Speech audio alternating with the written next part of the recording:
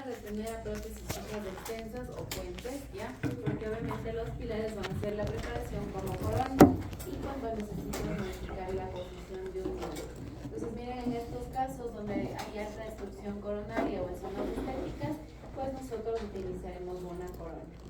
Cuando está contraindicado en pacientes con higiene dental deficiente, no usarla como protección obviamente de un diente natural, es decir, no desgastar en vano, y en contraindicaciones biomecánicas con pacientes con mordidas ya colapsadas y sin estabilidad oclusal. ¿Cómo las clasificamos? Porcelana pura, metal porcelana, de oro o metálicas, ¿ya? Entonces básicamente ¿qué ventajas tenemos? Esto ya como que lo vimos en otra presentación un poco. Sí, creo que Entonces voy a avanzar rápidamente, ¿ya? Pero básicamente recuerden que era un diseño relativamente fácil porque todo el tiempo nosotros vamos a desgastar simultáneamente toda la superficie del diente. Es decir, se preparan tanto caras libres como proximales de la misma manera, ¿sí? Obviamente la ventaja es que sí tiene mayor retención, ¿ya? Que otros diseños de preparación, porque obviamente nosotros preparamos más superficie y hay más superficie de contacto con el cemento y nuestra restauración definitiva, ¿ya? Existe también una posibilidad de readecuación oclusal, era lo que ya habíamos visto, que les había explicado. En ciertos casos, cuando el paciente no quiere ortodoncia, podemos devolver el plano de las piezas a través de una endodoncia y una corona. Eso se hace en casos muy limitados, pero es posible hacerlo, ¿ya? Y otra ventaja es la estética. En dientes anteriores, pues será un tratamiento bastante utilizado, ¿sí? Las desventajas era el desgaste excesivo, recuerden, al igual que lo que ya vimos, que es una preparación irreversible, el esmalte no se regenera, ni la dentina tampoco. Ya en la adaptación cervical vamos a tener un poco más de dificultad debido a que obviamente debemos asegurarnos de que todo esté igual tallado. Si no tenemos esa rigurosidad, pues no quedará una corona totalmente asentada, ¿ya? Entonces miren acá, ¿cuál sería la preparación para el tallado de una corona en dientes anteriores que tenga estética? Ya que enmascare la unión de la preparación con la corona. ¿Cómo enmascaramos? Haciendo yuxta gingival, nivel de la encía, que se vea que emerge la corona de la encía, ¿sí? Entonces básicamente aquí en metal porcelana a veces es buena idea colocar un collarín de porcelana, quiere decir que no termine en metal, sino que arriba del metal el laboratorio le coloca como una banda de porcelana para que sea más estético, ¿ya? Tomar en cuenta también la posición del diente. Miren aquí el instrumental, es lo que ya les había indicado: puntas diamantadas esféricas o redondas, puntas troncocónicas de punta redonda, grano grueso, grano fino, punta afilada, que es la punta de lápiz, la de flama. Aquí ya, bueno, aquí como que hicimos al revés, ya la práctica y luego ahorita esa como retroalimentación, y su matriz, ¿ya? Pues mira, aquí se establecen guías, se reduce el tejido, siempre se realizan los surcos y tener meticulosidad, ¿ya? Entonces delimitamos, que es lo que ya habíamos visto aquí, que es lo importante, que en vestibular tenemos que hacer una guía recta, un plano recto y un plano inclinado, ¿ya? Pues ¿cómo se hace? Como ya habíamos visto en la anterior clase de la práctica, por vestibular, los 3 surquitos rectos, 3 surquitos en 45 grados, más inclinados, ¿ya? Y de ahí los bordes incisales. ¿Cuánto había que bajar del borde incisal? No, 2 milímetros. 1,5 a 2, ¿ya? Entonces miren acá el área del cíngulo igual, los mismos surcos que en vestibular, pero obviamente con esa inclinación, ¿ya? El borde incisal, 3 surcos, posicionamos la fresa inclinadita, ya a profundidad de 1,5 a 2, ¿sí? Reducción de superficies proximales con la punta de aguja. Miren cómo se quitaba el punto de contacto, cosa que ya lo hicimos en la práctica. Unimos todos nuestros surcos dentarios y finalmente nos queda así. Una vez que nosotros ya tenemos eso, hacemos la reducción en palatino con la fresa de flama. Aquí creo que la mayoría vio la importancia de hacer una flama no tan chiquita, ¿no? Porque con una mediana ustedes ya solitos les daba esa forma, esa concavidad, ¿ya? Esta extensión les había dicho que con qué elemento se hacía ahora. ¿Cuál extensión? Esta parte de la extensión intrasurcular cerca del marco, con el hilo retractor. ¿Se acuerdan que les había dicho que se colocaba hilo y que luego volvían a tallar? ¿Ya? El acabado, ¿cómo se lo realiza? Con puntas diamantadas de grano fino, mucha refrigeración, redondear los ángulos, obtener superficies lisas y corregir esas áreas retentivas. Mucha agua. Tienen que usar bastante agua, bastante.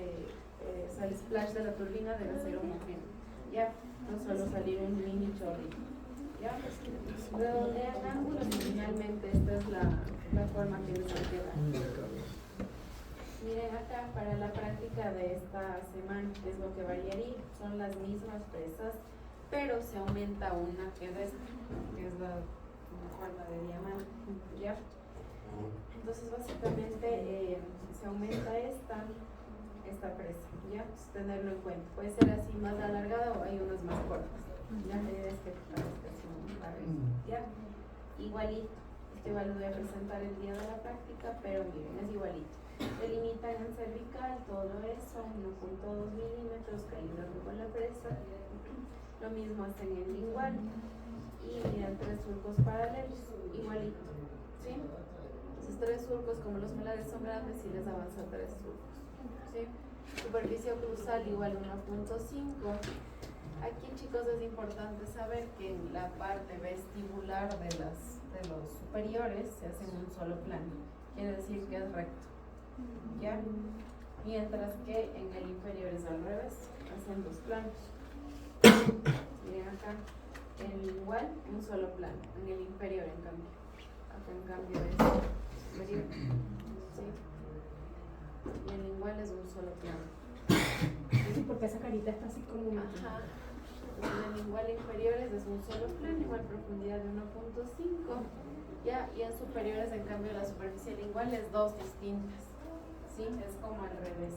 Aunque se memoricen uno, ya lo otro van como relacionando, que es lo contrario. Ya 1.5 en cúspide de desgaste funcional, en proximales exactamente igual, mueven el punto de contacto y les queda recto, como un cubo recto. Ya. En oclusal, miren cómo es acá. Hacen un surco pequeño, un surco central en la mitad, y de ahí 3 para arriba y 3 hacia el igual, 3 hacia vestibular. ¿Sí? Central y 2 proximales. Y siguen la angulación. Miren ahí cómo queda. ¿Sí? Se remueven primero una mitad y luego la otra, para que ustedes vean cuánto les queda por desgastar. Ya ahí recordemos que no debe quedar como recta la superficie oclusal, sino un poquito inclinada, con la misma forma del molar en sí. Esa forma inclinada se puede hacer con la fresita de tambor. Con esta presa ustedes solo como que la cuestan y ya. En premolares y en molares. Acá miren, es lo mismo de la reducción, eso con hilo retractor, ya en pacientes, ¿no? Y el acabado es del mismo, básicamente. Entonces, ¿qué debemos de reducir? 1.2 superficies axiales y ligas, la cúspide funcional de 1.5 a 2, tener convergencia de las paredes a 6 grados, todos los ángulos redondearlos y superficies lisas. Un error bastante común es que hacen dientes cónicos, entonces un error que les estaba viendo era que inclinaba mucho la presa, si afuera o hacia adentro. Tienen que mantenerla rectita, ¿ya? Y aquí miren, es la diferencia básicamente de los molares. En el inferior la superficie lingual era recta y la vestibular en los planos, y en el superior lo contrario, ¿ya? Entonces memorícense súper bien. Miren, acá es básicamente, ¿sí? Entonces, miren, inferior, superficie lingual, un plano, superficie vestibular, 2 planos. En superior, superficie vestibular, un plano, y superficie palatina, 2 planos. Es al revés. Eso que estaba diciendo de 1.2 es en la cara oclusal. 1.2 es aquí en las superficies proximales. En la cara oclusal siempre de 1.5 a 2. A 2, ya. Porque es la parte funcional. Entonces aquí básicamente en ese gráfico se ve. Eso que está de 1.2, entonces ese es el efecto Ferrul. No, el efecto Ferrul va de acá hacia acá. Ya. Ajá. Estos son como los diámetros de espesores de tallado. Entonces, por ejemplo, aquí disminuís 1.2. Esto también es 1.2 porque creo que es metálico y pusieron 0.5, pero no, es 1.2. Acá 1.2. Todo todo esto, y acá sinceramente es 1,5 a 2, todo lo usado. Claro que hay autores que son también 1,5, entonces Sí, que varía un todo poco. varía por autor, pero con que está desde 1,2 todo bien, ¿ya? Eso, ¿tienen alguna duda en cuanto a coronas? Es como solamente el pequeño recordatorio.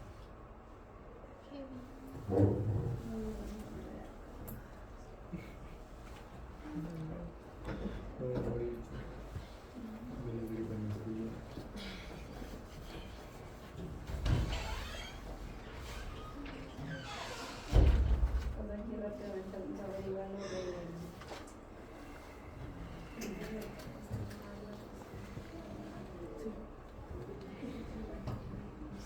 está bien completo.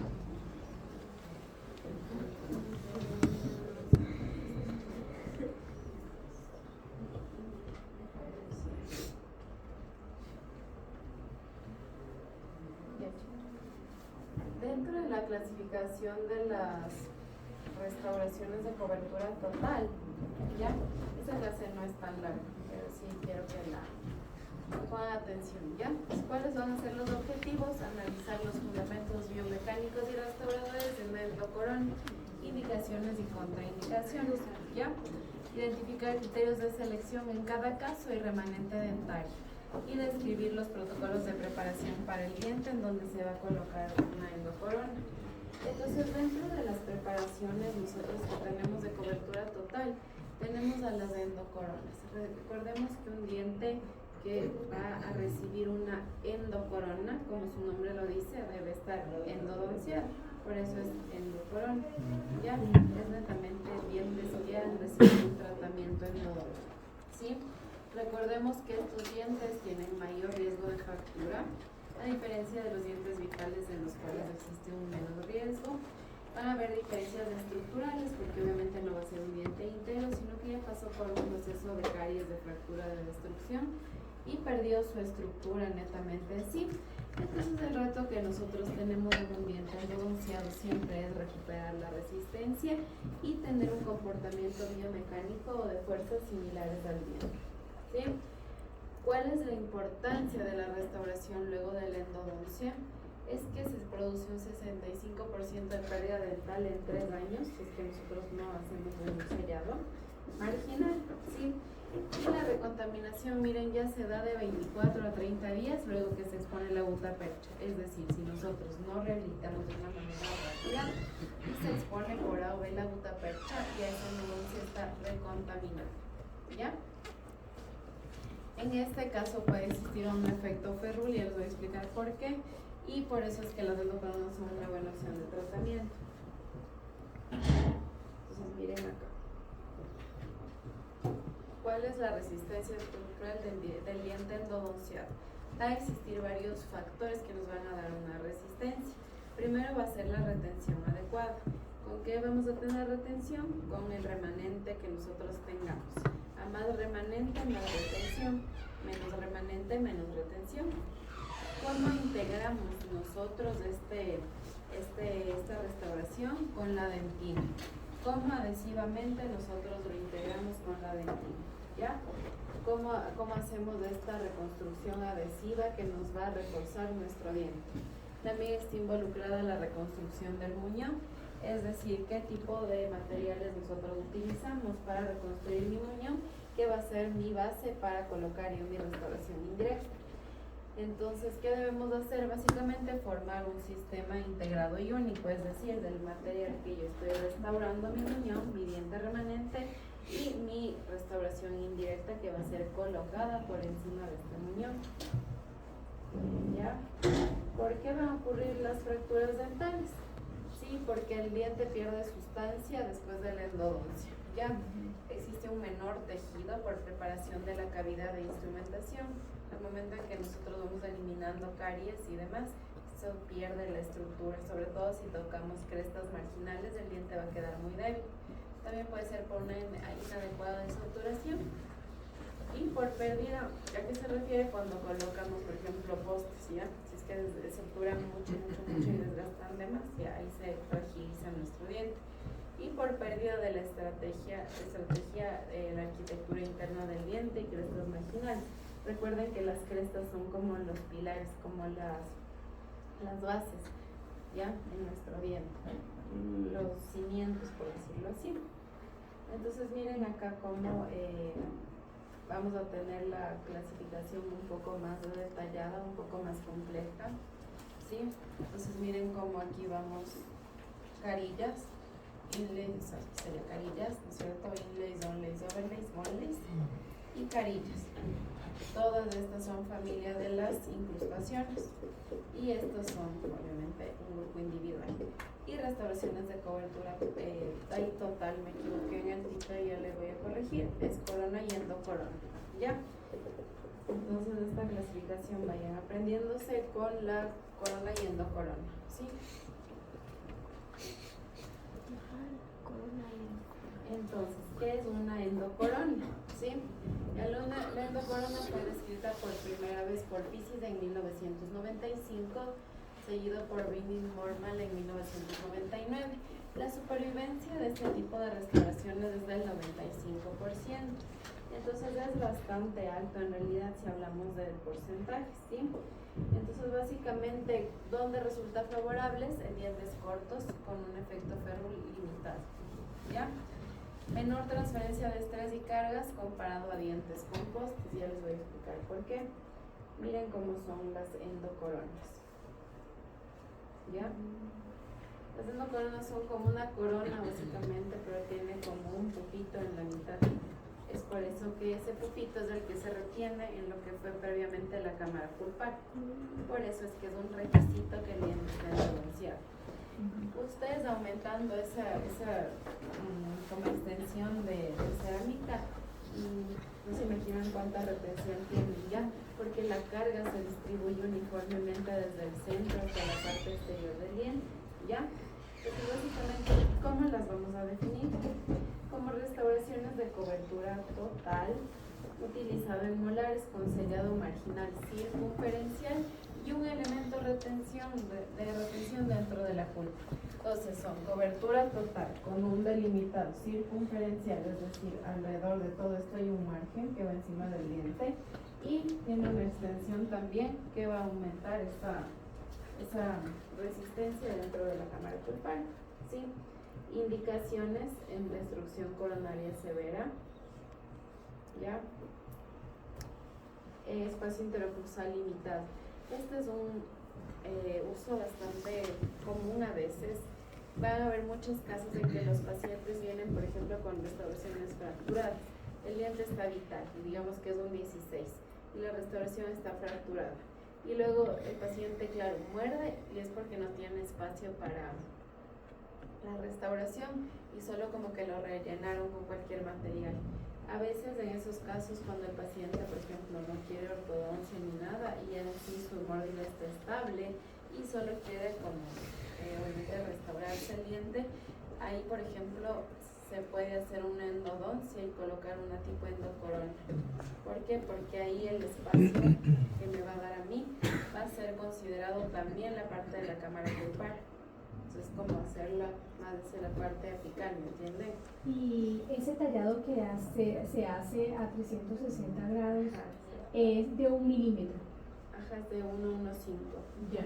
Sí, porque no puede ser tanto porque si no entonces esa pared van a quedar súper debilitadas. Sí, es que ya vas a ver cómo se ve tallado. Ah, ya. Espacio interoclusal limitado en dientes obviamente endodonciados. Cuando no se puede usar post, digamos que tenga una curvatura tremenda, ¿ya? Y una destrucción severa, pues ahí pensaremos por una endocorona, ¿ya? Entonces miren ahí cómo es. Endodonciados, restauraciones posteriores. Cargas oclusales fuertes, en molares de alta carga masticatoria y donde se requiera recuperar estructura dental. ¿Qué contraindicaciones tenemos? Cuando la cámara pulpar es muy chiquita, menos de 3 milímetros, porque obviamente ahí no tendremos la retención por esa extensión en el centro, ¿ya? Cuando el remanente dental coronario es muy reducido, es decir, hay menos de 1 milímetro de remanente, obviamente ahí ya ni una endocorona va a servir. Inmovilidad de grado 2 o 3, falta de soporte óseo y en lesiones de pulpa, ¿sí? ¿Cuáles van a ser las ventajas? Que conserva el tejido dental por menor desgaste. No se requiere un poste porque obviamente solo va encima de la corona. Distribución de cargas favorable. Al momento en que nosotros hacemos esa extensión de restauración en el centro del diente, quiere decir que la carga está recibiendo el diente en el centro, por lo tanto se distribuyen uniformemente estas cargas. Ya existe una sencillez clínica y menor tiempo. La preparación es menos invasiva y más rápida y menos pasos clínicos y colocación de post porque solo hacemos un tallado. Ya en estética se usan materiales como disilicato de litio y longevidad tiene una alta supervivencia a mediano y a largo plazo. Harían una restauración tipo endocorona de silicona. Me parece que es muy rígido para hacerlo. Tomando en cuenta que no tiene una buena adhesión química. No, ¿verdad? Habría que pensarlo muy bien, pero no sería tan buena idea. ¿Ya? Y estas endocoronas son especialmente para dientes posteriores. Sí, y para premolares, hasta premolares podría ser. No he hecho un premolar, la verdad, solo en molares. Pero algún día tal vez me llegue a hacer eso. ¿Ya? Desventaja, un riesgo de fractura. Si es que no tallamos bien, se nos va a fracturar. Requiere una adhesión fiable, es decir, recuerden que todo eso es básicamente que se adhiere por ese pulpito en la cámara. Entonces, si nosotros ya tenemos una adhesión nefasta, se va a descementar toda la endocorona. Los costos, que obviamente son igual costosas, y las limitaciones biomecánicas cuando, por ejemplo, no tenemos suficiente efecto en la superficie. ¿A qué se refería, chicos, que podía tener o no el diente efecto Ferrul? Recordemos que el efecto Ferrul va en 360 grados, ¿sí? Cuando nosotros hablamos de una endocorona, puede ser que una parte de ese efecto esté yuxtagingival, pero que hablemos de 1 milímetro, 2. No importa si solamente es en ese espacio que va a quedar yuxta, directamente contactando con la encía, ¿ya? Obviamente, si ya tenemos un espacio muy marcado de falta de efecto Ferrul, ahí sí pues vamos a tener problemas, ¿ya? Entonces miren, más o menos es algo así, ¿ya? ¿Cómo se van a clasificar? La clase 1, tenemos dientecito y dientecito, ¿ya? Una pared más alta y la otra es igual de alta.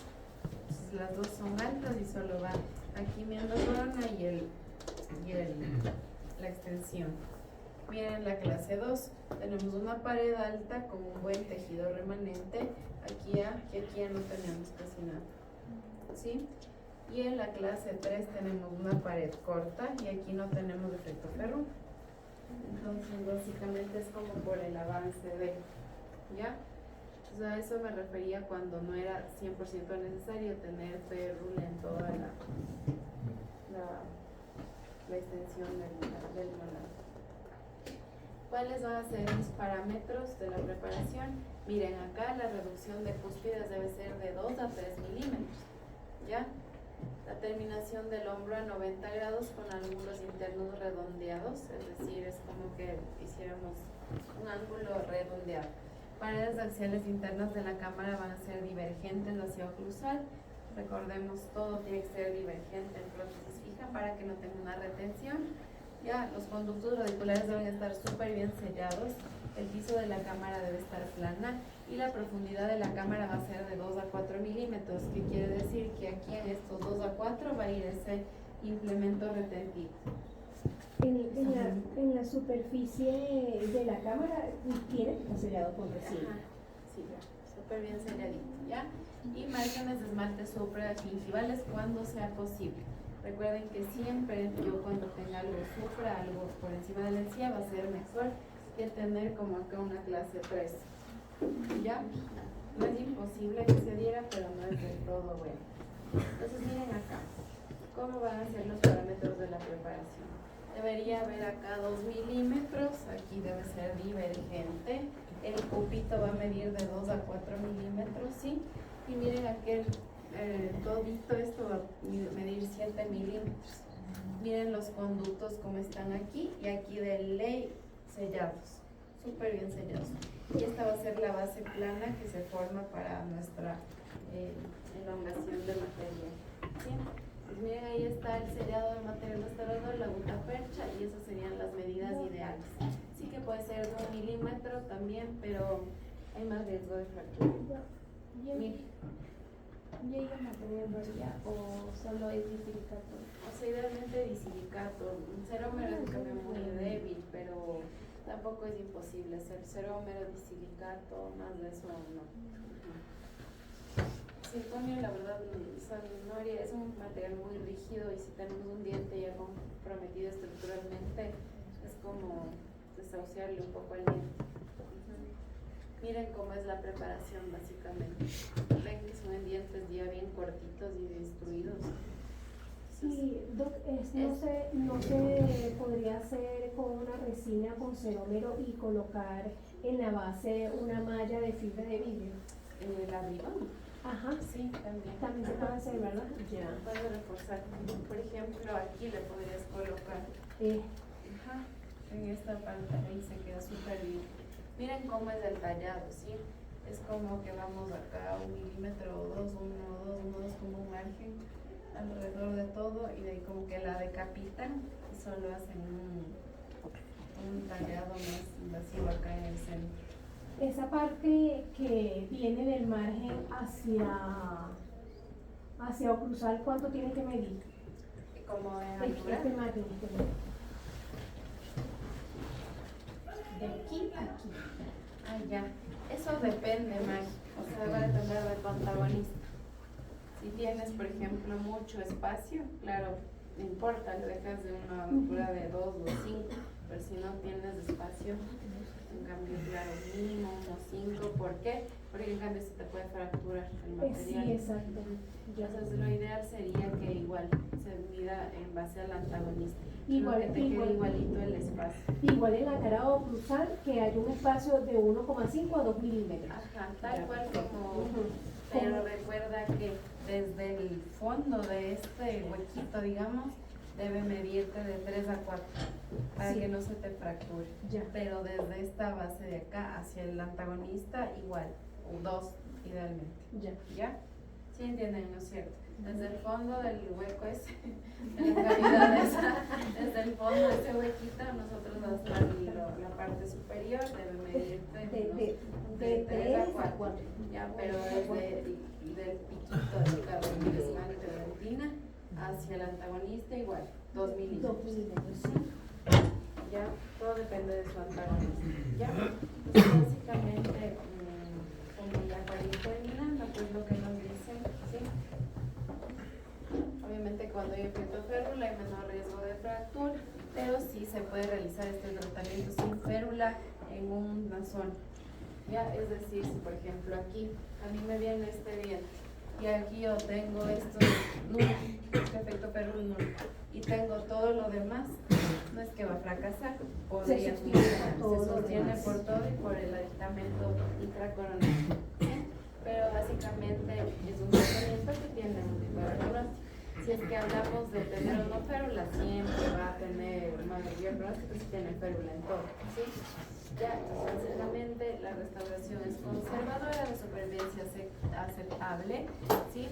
La discrepancia marginal aumenta la complejidad, no va a ser lo mismo tener un margen igual con un férula efecto de 2 milímetros de hermoso en todo, a que sea irregular y con partes que están yusta y otras que no tengan férula, ¿ya?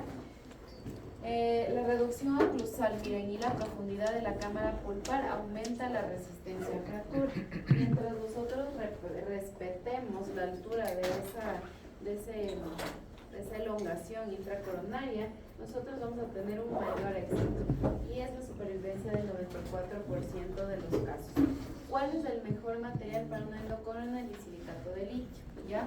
Científicamente está comprobado. ¿Por qué? Primero porque el disilicato básicamente es igual que se asemeja al módulo de elasticidad del diente si comparamos con un circonio.